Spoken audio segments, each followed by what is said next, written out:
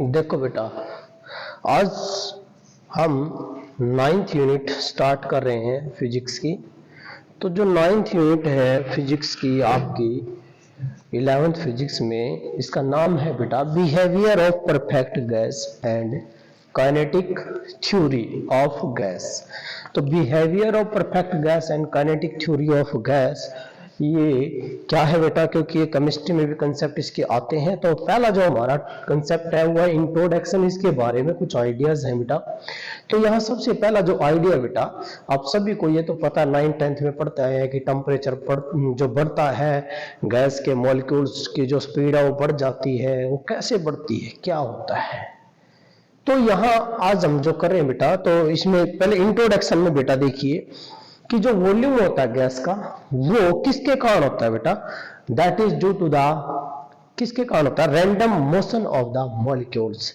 It mean volume of a gas is जो existed due to, देखिए हम क्या लिखेंगे बेटा, कुछ कंसेप्ट लिखेंगे आज इसके बारे में, आइडियाज हैं कि जो वॉल्यूम होता है, वॉल्यूम ऑफ ए गैस, किसी गैस का जो वॉल्यूम है कहां तक, कितने एरिया तक फैलेगी।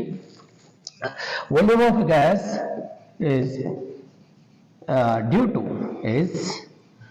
टू किसके कारण बेटा? Random motion of molecules is due to random motion of किसकी बेटा?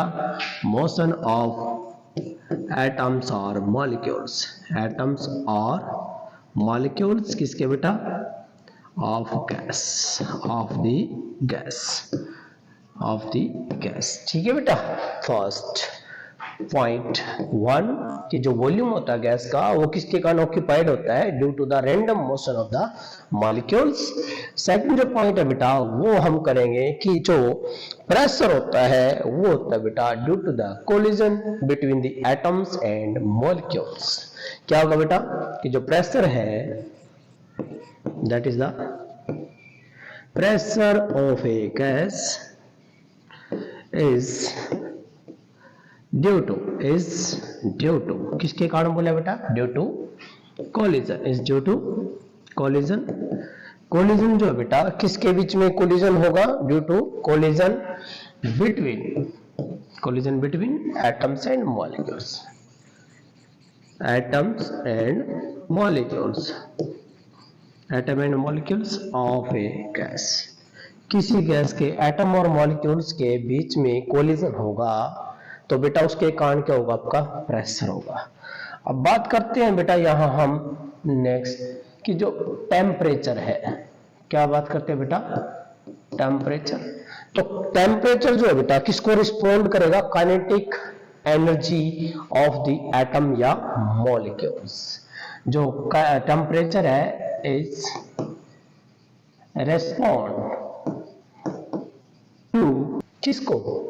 Kinetic. Temperature is respond to the kinetic energy of the किसकी बेटा? एटम्स और मॉलिक्यूल्स, एटम और मॉलिक्यूल्स ऑफ गैस। तो बेटा यहां जो काइनेटिक थ्योरी ऑफ गैस है, याद रखना है किसने? ये काइनेटिक थ्योरी ऑफ गैस जो है बेटा आपका जॉन डाल्टन ने थ्योरी दी थी बेटा। John Dalton propose the kinetic theory of the gas. तो kinetic theory of the gas जो है या एटॉमिक थ्योरी जो है बेटा किसने? John Dalton. कौन है बेटा? John Dalton. जॉन डाल्टन जो है बेटा, डाल्टन will propose the क्या? atomic theory of gas, will propose the atomic theory of gas, will propose the atomic theory of gas। और क्या बताया था कि जो एटम्स है, एंड उसने जॉन डाल्टन ने बताया था tells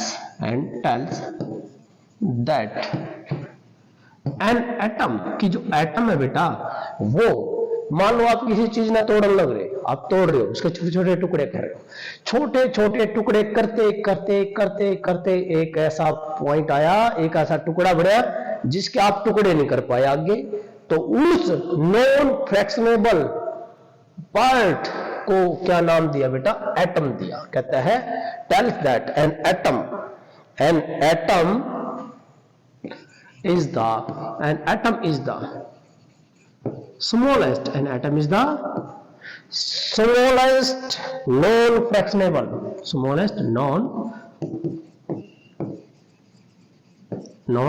फ्रैक्शनेबल मतलब जो नहीं टूट सकता बेटा। मैंने अभी बोला है आप एक चीज को तोड़ते रहो, बड़ी ईंट है, एक ईंट को तोड़ो, चूरा बना दो, क्या बन गया? छोटे छोटे पार्टिकल। अरे भाई कति छोटा पार्टिकल जिसको आप किससे देख रहे हो? माइक्रोस्कोप से देख रहे हो, उसको भी तोड़ते रहो तो उसको भी छोटा, बिल्कुल छोटा।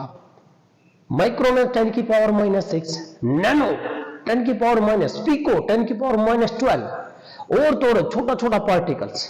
तो that is particle, the smallest particle of an element which is non fractionable. कहता है किसने बताया था? जॉन डाल्टन ने प्रपोज किया था कि भाई atomic theory of the gas क्या बताया था कि एटम जो है स्मॉलेस्ट नॉन फ्रैक्शनेबल जो है बेटा, नॉन फ्रैक्शनेबल जो है कॉन्स्टिट्यूएंट्स है किसका? किसी एलिमेंट का। Non fractionable part, you can say non fractionable parts किसका? ऑफ एन एलिमेंट,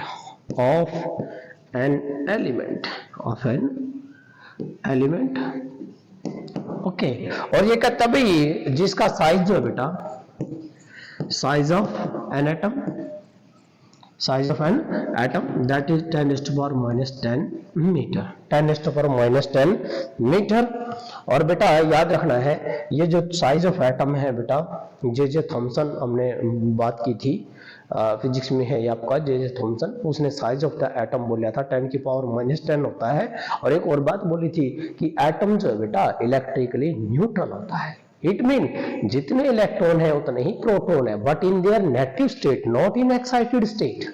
किसमें बेटा? नेटिव स्टेट में, उसमें जितने इलेक्ट्रॉन उतने ही प्रोटॉन होंगे। तो साइज ऑफ एटम कितना होगा? 10⁻10 मीटर होगा। Size of atom is 10⁻10 metre.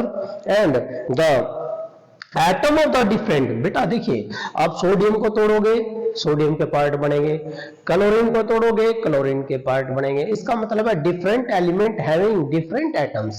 तो कहता है the atom of the different elements, the atoms of the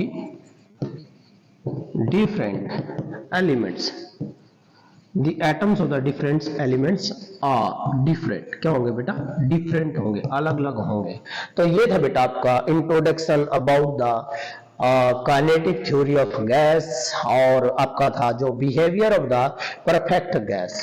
क्योंकि ये हम कर चुके हैं बेटा 8वीं यूनिट में थर्मोडायनेमिक्स में। मैंने आपको परफेक्ट गैस कराया था, रियल गैस कराया था, परफेक्ट मीन आइडियल गैस कराया था, ठीक है। जिसमें वैसे तो काइनेटिक हमने एनर्जी पढ़ी थी, दो होती है, एक ड्यू टू मोशन और एक ड्यू टू पोजीशन।